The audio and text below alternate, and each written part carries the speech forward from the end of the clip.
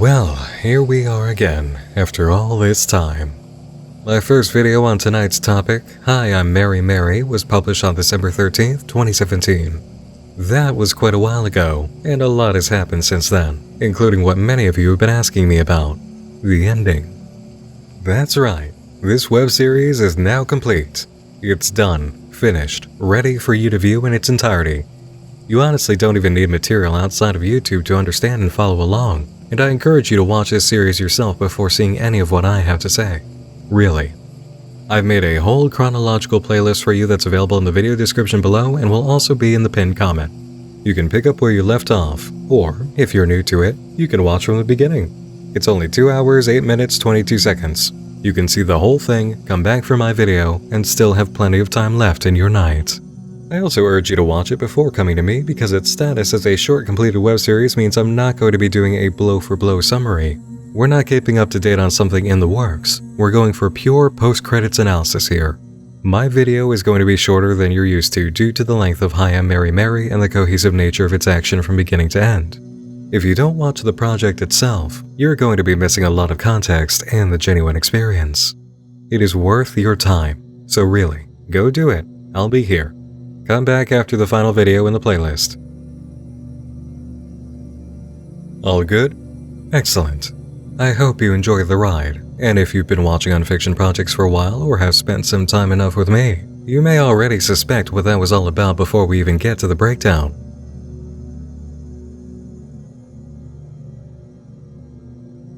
In my original video, I called Hi, I'm Mary an instant gold star web series, and it was, and is, for a few good reasons.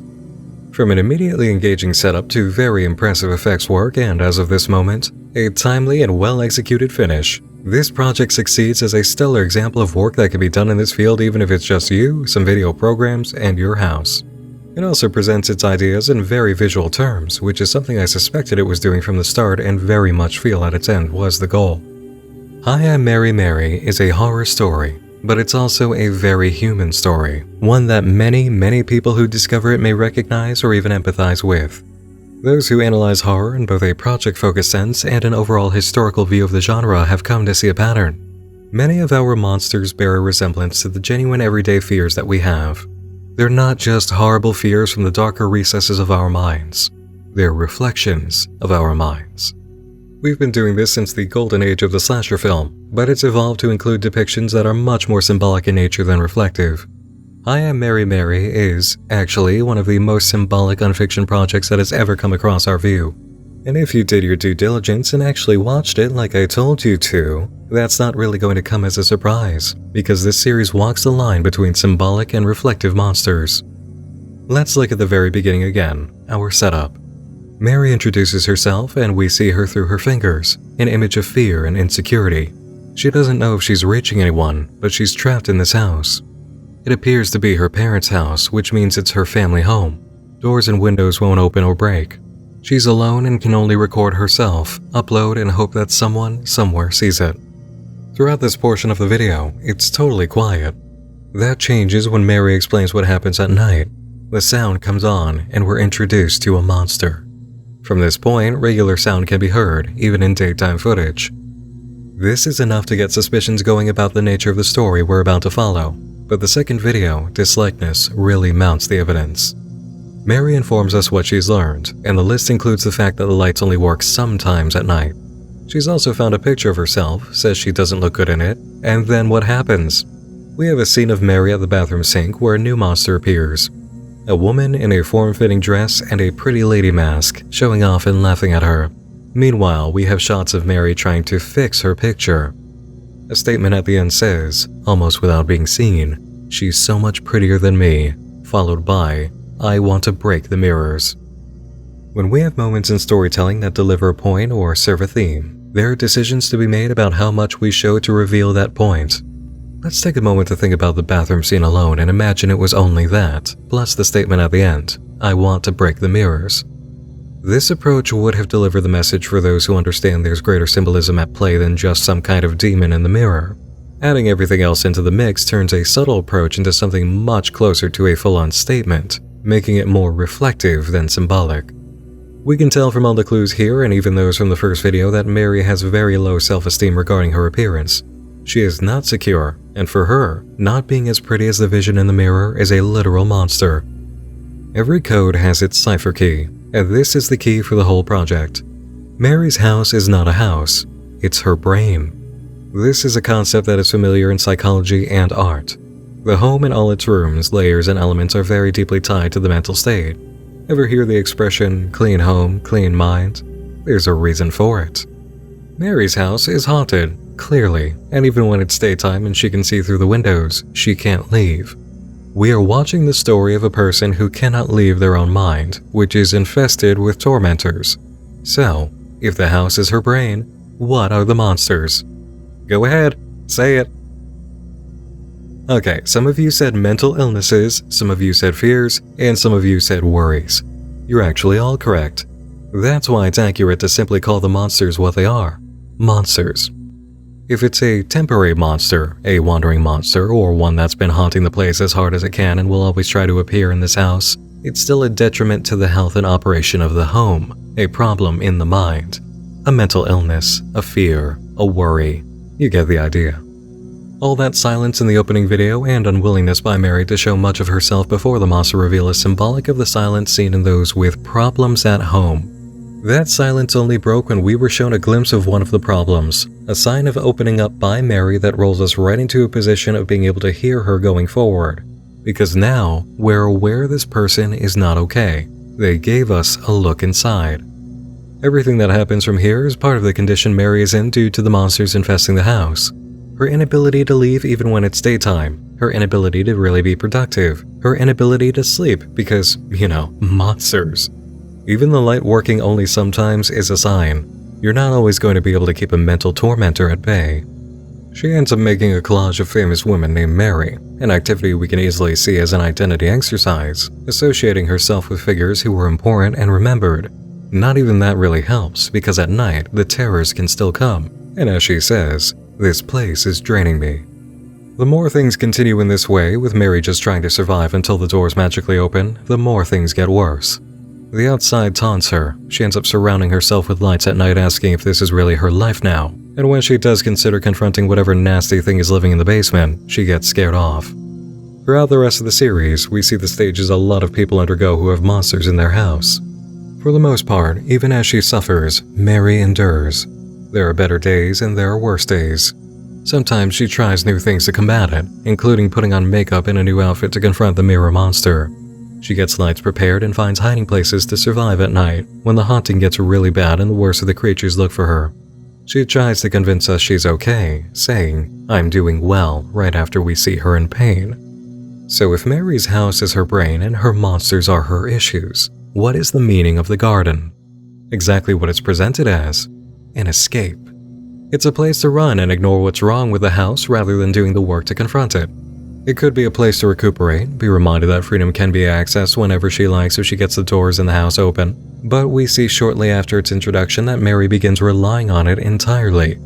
Around this time, she became aware through social media that we were present and it made her feel better to know we could see her. She continued to check in for us, reporting on December 31st, 2017, "I stay in the garden almost every night now." She claims, "Now that I have the garden, life is much more manageable." And yet we get a bleed through showing that underneath the bliss, Mary is still suffering. She can put the symptoms at bay, but she hasn't solved the problem. This is revealed in an even more transparent scene when she lays in front of the mirror with a butcher knife and tells us, "I barely search for my past anymore. I have everything I need here." And toward the end, she says, "I think I might be able to live like this." So, what happens to a person who has a serious problem and suppresses the symptoms without treating the cause? Eventually, the treatment loses its power, right? This is what we see in the video Intruder from May of 2018 in literal terms. First, watch what happens when Mary takes a rock back from the garden to keep in the house.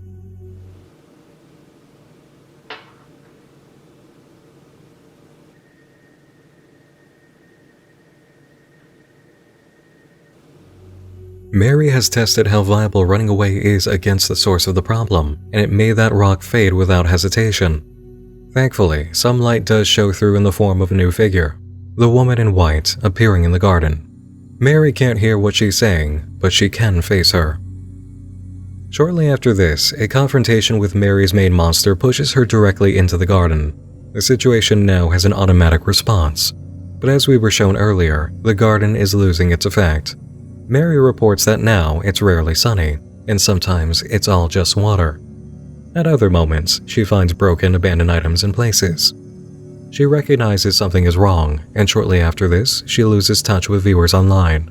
The main monster torments her about it immediately. They weren't real. What? They did not exist. That's not possible. They were just here. Idiot. I just You had them less than an created hour ago. Please Making tell up me this. friends It doesn't that make feel any so sense. No. worthless. No. But you even deserve to lose what you never had. And now I get to see you suffer. Run away, Mary. Run away from everything. 8 months later, Mary updates, showing how much her torment has continued. She can't cope anymore, can't escape to the garden, can't deny the monsters. She's planning to end this. Her video description reads, "I'm gonna give up. Don't want to continue. Feel so bad inside and out, like I'm a corpse instead of a person. Very, very, very alone. Think I'm gonna ask her to end it. Don't know how that'll go, but hopefully it will end. Don't know when yet, but I can't keep doing this. Posting just in case someone finds it. Maybe there will be people if I'm not here anymore." Incredibly, Mary hangs on. She stays in the fight all the way up to May of this year, suddenly posting on Twitter on May 19th. She says the lights almost never turn on anymore at night and the flashlights always die when she needs them most. Everything is awful. Food and water taste terrible. Her voice is hoarse from screaming. The doorbell keeps ringing, and the main monster keeps coming back for more torment. She can't see us, but lets anyone who might see her know that she's going to ask her masked doppelganger to end it. She provides one last picture of herself on her blog, and in the source code, a message from the woman in white appears, saying she needs our help. At a certain point, she's going to break the wall between us and Mary, letting her see us again, and a flood of notifications need to happen. This occurs during the next to last video, which arrives shortly after, catching Mary's attention just as she is about to end it at the urging of her monster. This scene alone should really underline precisely what the monster represents, although the clues leading up have been strong enough to say it. Seeing all the notifications, Mary realizes her monster lied. She's always been lying to Mary, trying to convince her people don't care. At last, Mary has the power to fully confront her. You lied to me. Everything you said, it's all been a lie. Why didn't you tell me they exist, huh? Were you keeping them from me? Anything to say? Was it all a fucking trick? So you could sneak in and hurt me when I was terrified I've lost all my friends? So you could just keep tearing me down? And throw me down the stairs? You broke my hand! And minutes ago, you made a mistake. You said that they wouldn't miss me, and I called you on that, and you tried to backtrack. You can't even keep your story straight. And you keep contradicting yourself. One minute you're like, Mary, they're all annoyed at you, they don't want to hear from you. And the next minute, Mary, you don't talk to them enough, you just run out to the garden. What the hell? Why are you doing that, huh? You want to explain? Just tell me why. Did you just back up?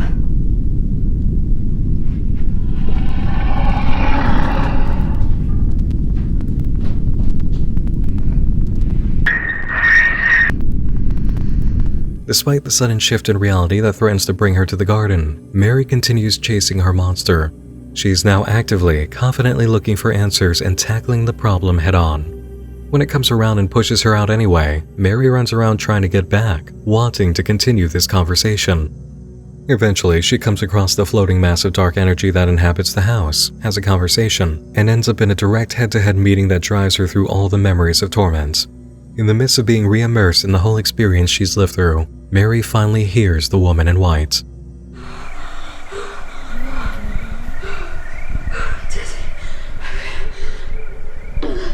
Mary, I'm right here. We're all here for you, Mary. Can you hear them? We've got you. Focus on my voice. You need to slow down your breathing. Open your breaths gradually. I know it's hard, but you can do it. We won't let it overtake you, I promise. You've got us now. Now in, out. In and out. That's right. Good work, Mary. I'm gonna pull you out now. Okay. I've got you. We've got you. I'm back in the garden. Am I okay now? For now. Thank you for helping me out of that. It wasn't just me. I had a lot of help. So I can hear you now and see them. You all broke through. You broke through. We just helped. We don't have a lot of time, so I'm going to explain it as much as I can. You have a lot more power over this world than you know. You created it, Mary, albeit without realizing it. You can shape it and change it to suit your needs, even destroy it if you want to. You locked yourself in, and you alone have the ability to leave it. For a while, I wasn't sure of the plan, but after what just happened, I think I can guide you through it. Wait, you're not gonna help me? I can't. This has to be done by you. I and anyone else can only provide guidance. The first step is yours to take. Okay, tell me what I need to do. That entity you touched, your crawling darkness, it's tied to your more turbulent emotions. The one that was whispering? Correct. I can't quite pinpoint its motivations, but I've come to understand that it holds a significant amount of power, even more than me. You described it yourself. It gets inside you and grows, building every time you ignore it, and it comes out in these destructive ways you can't control, yes? It overtook you the day you arrived on that one October night, and today. This time, with a little help, you fought it and won. Right now, you have control over it. Okay, but how is that gonna help me leave the house? That power is still built up inside you. You've just pushed it back down temporarily. We're gonna need a lot of energy to open the door, and now that you have control over the darkness, I think you can redirect its power in a kind of controlled release. Like a bomb? Exactly. Yeah, but how do I make it do that? I know as little as you do on that end. We've never done this before, but I know you can do it. I'll help where I can, but remember, you have the power here. Now take the darkness and make it your own. Good luck, Mary. I'll see you very soon. And as we see in the rest of the video, Mary does that. She takes the darkness, she takes its potency, its energy, and redirects it in the way it needed to go all along. No! You're lying. There's nobody out there for you. You're wrong! I saw them! They were all saying my name. I know I'm not making it up. You're lying just like you're lying about everything else. Enough! Can you say anything else? You can't. All you do is ooze hatred. That's all there is to you. You just feed me lie after lie, and I fucking believe you. It's not. And I'm tired of hating myself. I'm tired of just sitting here and praying you'll just disappear and that door will open. And all of your shit's been exposed. I'm fucking angry that you kept me blind for so long. Does it look like I care about anything you have to say anymore? Oh yeah? And let you feed off me? Shut up! Shut up! Shut up! I'm not letting you do this again. You're fucking desperate. If I'm not in your control, then you're the weak one. And that scares you, huh? Are you afraid of me? There's nothing to you with being afraid of. That's funny. All that running you did earlier seems to indicate otherwise. You've run out of ways to hold on. You know, you're looking pretty pathetic backed in the corner. And you said it yourself. I made you. Right? Well, I think it's time to leave. You're naive. You will always come back. You'll never be abandoned for good. Too weak to steal this cold and temporary, Mary. When our return will tear you apart. Nothing you can't do nothing. But I'm not nothing now. I'm Mary. And that's enough for me. You're a monster. Just another monster. Maybe I am. But that's up to me. Get out of my house. Get out of my house. Get out of my house. Get out of my house.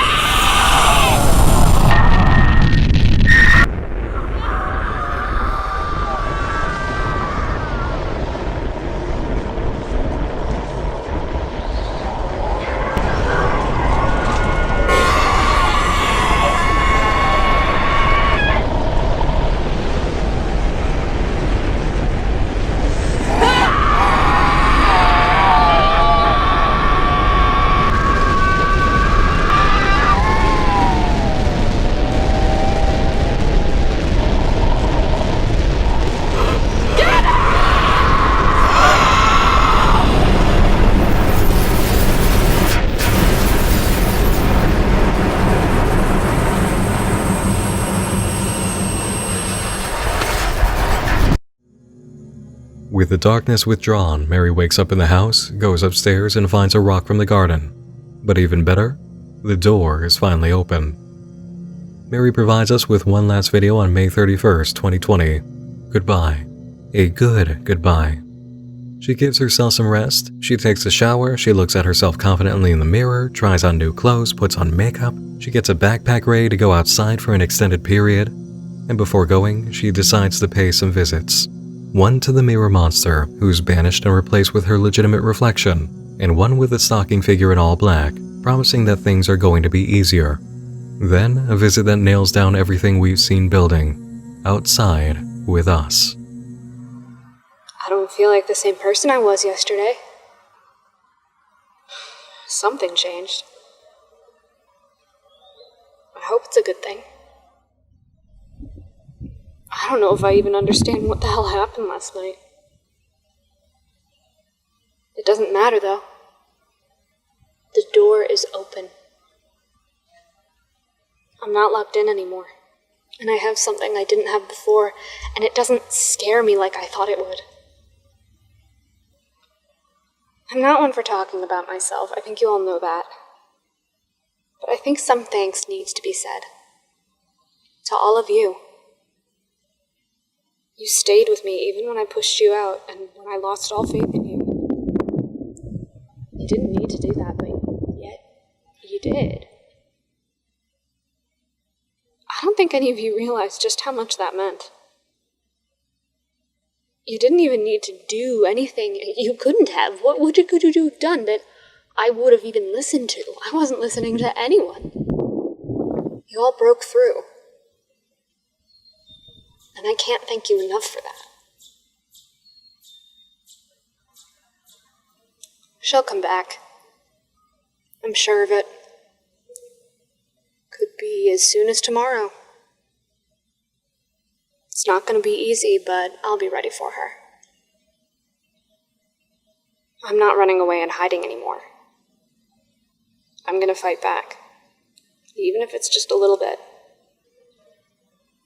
And if you're trapped in a house of your own too, and you come across this video, I want you to fight too. I'll be fighting right there with you. I'm going to look for help. I can't do this alone as much as I'd like to think I can. I don't know where I'll go, but I'm not giving up. There's still a lot of unknowns. But for now, I'm going to operate with what I do know. My name is Mary, and right now, I am alive. And I'm not alone. And neither are you. Mary goes to show us her moment of leaving the house through the door we've been focused on for so long. At the last moment, she hesitates, remembering something. The camera. Finally free, she shows her face in full, flashing a smile, lets us see one last statement to remember, and says goodbye. There are those of you who know what this all meant by the end, and there are those of you who understand what it meant. The difference between knowing and understanding is experiencing, and those who understand recognize entirely what Mary has learned, because they had to learn it too. Some of you may still be learning it. Mary's monster is obvious to all by the end. It is depression, the deep, dark root of so many other problems that rose up throughout the house and locked the doors and windows.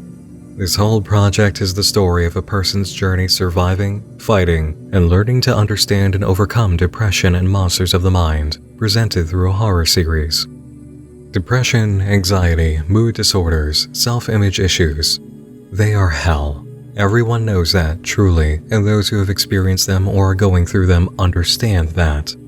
With those who haven't been through it or reached Mary's stage don't understand, yet, is the most crucial lesson learned in the course of dealing with issues. It is a very tough one, especially because it's been said by people who haven't experienced it and are just repeating what they've heard or seen to be supportive, which can cause a disconnect between those on the path to understanding and those who have been there and learned it but say the same thing. It also doesn't help that mental illness isn't something that's asked for or invited, so the final secret of treatment can seem counterintuitive. But survivors who make it and go on to help others make it all share and understand this undeniable fact. You will only ever be a prisoner to your mental illness for as long as you allow it. Without your active will to see it, acknowledge it, accept it, treat it, and own it, you will not overcome it. Half of the treatment is you. Over the course of Hi, I'm Mary, we've seen the stages and the habits. Trying to distract yourself, trying to cope, acknowledging something's wrong while just saying, yeah, I don't know why this is happening, and leaving it at that. Looking for surface-level inspirations to prop yourself up. Ignoring the deeper issue when you recognize there is one. Ignoring problems or hiding from them. Relying on a sudden break or whatever gives you a lift without confronting the problem. The symptoms of this sort of pain have been present. The behaviors of people who have been through this sort of hell have been present. And the journey and time span is believable. This was not a short series, not by a timetable. This was a project that had major gaps, occurred over years, and experienced sudden changes along the way in activity. And that's all part of the message. Depression, anxiety, self-esteem issues, none of it is something you just fight and win in one go. That's something Mary herself acknowledges at the end. She'll come back. I'm sure of it. Could be as soon as tomorrow. It's not going to be easy, but I'll be ready for her. I'm not running away and hiding anymore. I'm going to fight back, even if it's just a little bit. This is one of the reasons the garden didn't last or truly work. To me, I see the garden as one or two things. Treatment for depression, including medication, or something big enough and accessible enough to constantly run to as a way of avoiding the feelings. We saw it ourselves. Even when Mary was content in the garden, she was not truly well. The problem wasn't confronted. And even if you're on medication that makes you feel like you have a garden, the work to take back your house is not done. You can suppress symptoms, but you still need to treat the source. The solution lies in the same one that Mary found. In the midst of an emotional storm, you have choices to make, even when you feel powerless. Your will, your ability to think and analyze and process what's going on and do something, to accept that you deserve better, right down to challenging the state you're in. That power is always there. This is the power Mary realized. She didn't have to sit there and just let a monster torment her the entire time. She could challenge it, analyze it, actually fight it with logic. Her breakthrough happened the same way a lot of people who come to this understanding finally see the light. You catch your depression or anxiety in a lie. You fight long enough, survive long enough to see reality, and it exposes the mental illness for what it is. Inaccurate, heavy-handed, one-sided, illogical, and open to defeat. Sometimes that moment comes in therapy. Sometimes it comes in daily activity. Sometimes it just happens during a talk with a friend or family member. And sometimes it comes from a situation like the garden. medication, or an experience or outlet in life that contradicts what the monsters tell you when they say there's no escape or it'll never get better. Mary was terrified she was never going to get out of that house, but suddenly she finds an outside world she can go to at will. That was it. That was the contradictory evidence she needed to acknowledge that the house was not inescapable, that the monsters did not have total control. Where she went wrong was in becoming complacent when the feeling of torment suddenly stopped. She didn't pause to actually acknowledge that it wasn't a total unstoppable force. She didn't use her time in the garden to think, re-energize, and confront the evil. The woman in white existed there because she was the light of hope and reality that people in this situation find. And Mary didn't understand her at first because she didn't acknowledge the true meaning of the garden. It's also why the woman couldn't go with her at the end.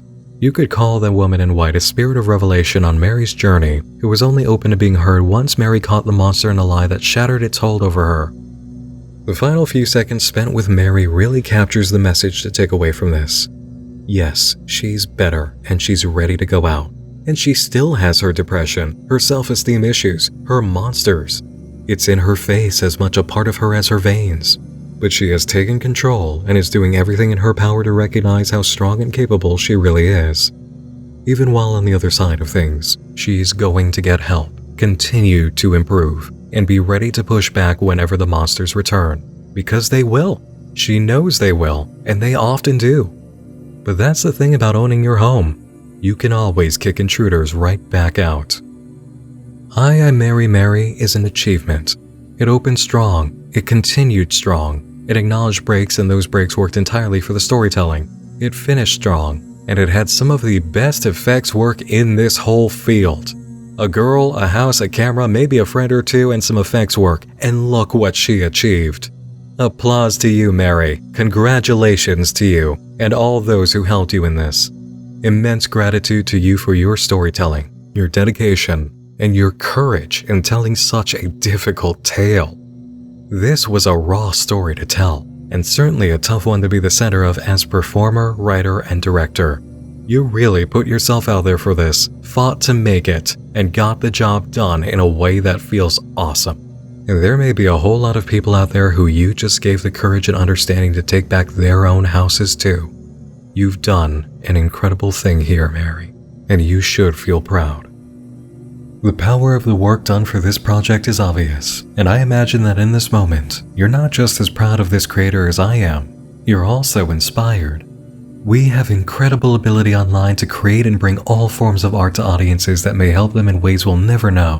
And that's why I'm very happy to introduce a sponsor for this particular video who can help you get started on your own projects, Skillshare.